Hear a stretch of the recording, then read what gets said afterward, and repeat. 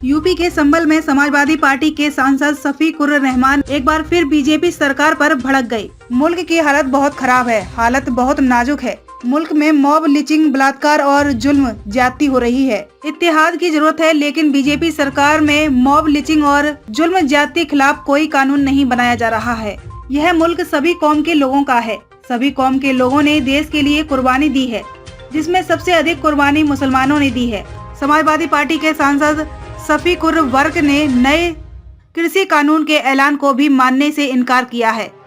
कहा कि इसका फैसला पार्लियामेंट में होगा। संभल में समाजवादी पार्टी के सांसद शफीकुर रहमान वर्क ने अपना यह बयान समाज पार्टी के संरक्षक मुलायम सिंह के जन्मदिन के मौके पर आयोजित कार्यक्रम के दौरान दिया है।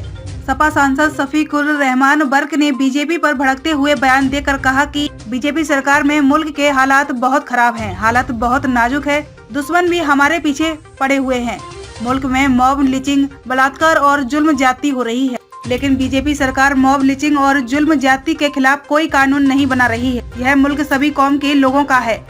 हर कौम के लोगों ने देश की आज़ादी के लिए कुर्बानी दी है, जिसमें मुसलमानों की कुर्बानी सबसे अधिक है। सपा सांसद शफीकुर रहमान वर्क ने नए कृषि कानून की वापसी की घोषणा को लेकर भी पीएम नरेंद्र मोदी पर भी जमकर निशाना साधा। पीएम मोदी पर निशाना साधते हुए कहा, चुनाव नजदीक है, इसीलिए किसानों का वोट लेने के लिए पीएम ने नए कृषि कानून को वापस लेने की घोषणा की है।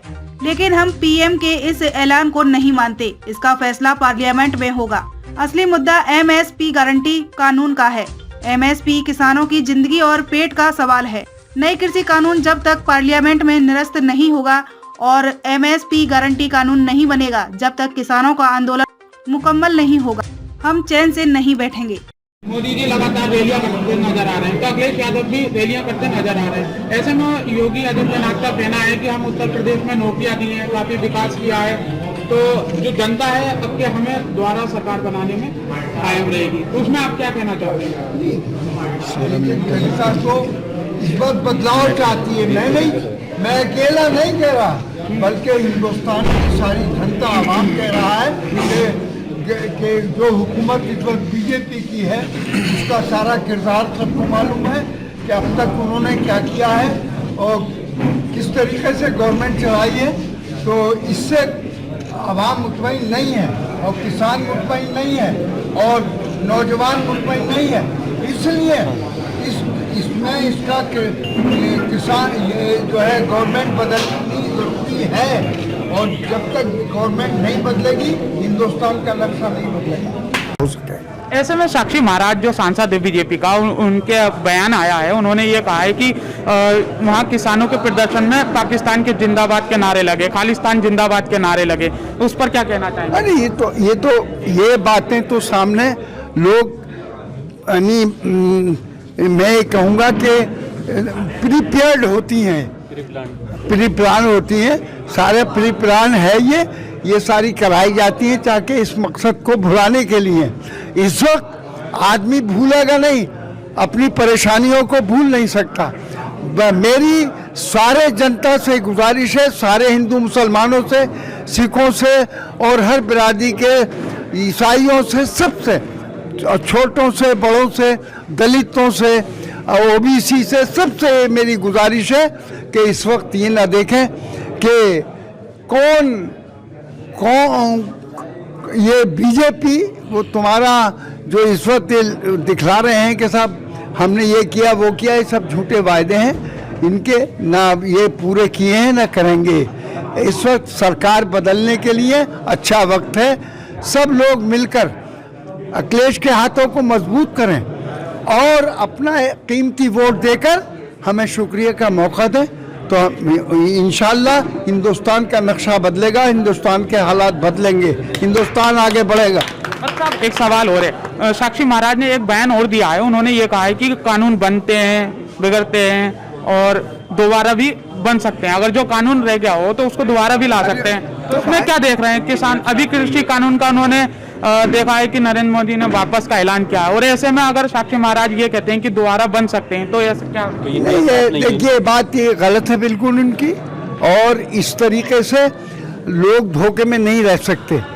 और ये कानून बदलते बनते रहते हैं, वो तो एक अलग बात है, लेकिन जो चीज़ हमारे सामने मौजूद है उसके लिए इनकी आंख आज तक नहीं खुली। 1 साल होने को आ गया, इनके दिल में कोई दर्द पैदा नहीं हुआ, कोई तड़प पैदा नहीं हुई कि हम इन किसान भाइयों के लिए भी कुछ करें, बल्कि ये इस बात के शायद मुंतज़िर थे कि इलेक्शन आवे, यूपी का इलेक्शन और 5 इलेक्शन और अभी 4 और बाकी हैं, वो भी हो रहे हैं तो होंगे, तो इसमें ये चाहते हैं कि इनको धोखा देकर अब ये इनसे वायदा कर झूठा वायदा करने के बाद में और इनको मतलब ये कि अपना वोट ले ले, किसान या ऐसे में वोट नहीं देगा और दोबारा कानून लाएंगे।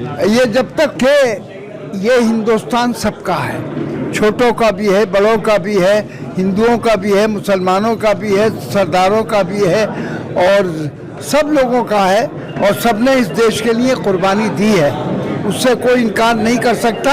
और मुसलमानों की कुर्बानी इसमें सबसे ज़्यादा है इस देश में। जब हिंदुस्तान अंग्रेज़ों के पंजे में जकड़ा हुआ था, तो मैं इस वक्त ये कहना चाहता हूँ कि इस वक्त देश की हालत बहुत ख़राब है, हालात बहुत नाजुक हैं और हम चारों तरफ से बहरहाल हमारे दुश्मन भी हमारे पीछे लगे हुए हैं। ये आज इत्तेहाद की ज़रूरत है और बजाय इत्तेहाद के जुल्म हो रहा है, जुल्म और ज़्यादती हो रही है और मतलब ये कभी मॉब लिंचिंग के नाम पर, कभी बलात्कार के नाम पर, कभी हर तरीके से जो ज़ाती और जुल्म हो रहा है उस पर कोई कानून नहीं बनाया जा रहा, ना गवर्नमेंट ने आज तक उस पर कोई तवज्जो की। ऐसे में प्रधानमंत्री ने अभी संबोधन में ये कहा है कि जो किसानों का जो बिल है हम उसको वापस लेते हैं, ऐलान किया है, तो उस पर आपका क्या कहना है? क्योंकि ठीक है वो वापस लेते हैं, इसकी मैं बहरहाल मुबारकबाद उनको, लेकिन इसका सिर्फ ये नहीं है कि ये कहने से मुबारकबाद, किसान अभी मुतमईन नहीं है। किसान ही चाहता है कि इस पर अमल दरामद हो, पार्लियामेंट के अंदर बाकायदे इसकी ज़ाब्ते में कार्रवाई हो और एमएसपी जो ज़रूरी है उनके लिए, उनकी ज़िंदगी के लिए, उनकी तिजारत के लिए, उनकी खेती बाड़ी के लिए, उस पर ऐसा कानून बनाया जाए जिससे कि किसान अपना पेट भी पाल सके और देश को भी फ़ायदा पहुंचा सके। तो इन हालात में बहरहाल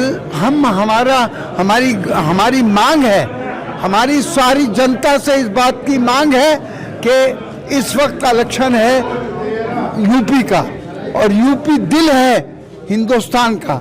अगर इन हालात में भी अगर सारे लोग, हिंदू, मुसलमान, सिख, ईसाई सब और किसान बेचारा सड़कों पर जो बिल्कुल पड़ा हुआ है और 700 से ज़्यादा उनकी मौतें भी हो चुकी हैं और उनके साथ जुल्म हो रहा है, उनकी कोई भलाई के लिए आज जब इलेक्शन का वक्त आया है तो मोदी जी ने उसको वापस लिया है। उनका मकसद है उनका कि ये टुकड़ा डालकर और किसानों को राजी करके हम वोट ले लें, लेकिन किसान ऐसा नहीं करेगा।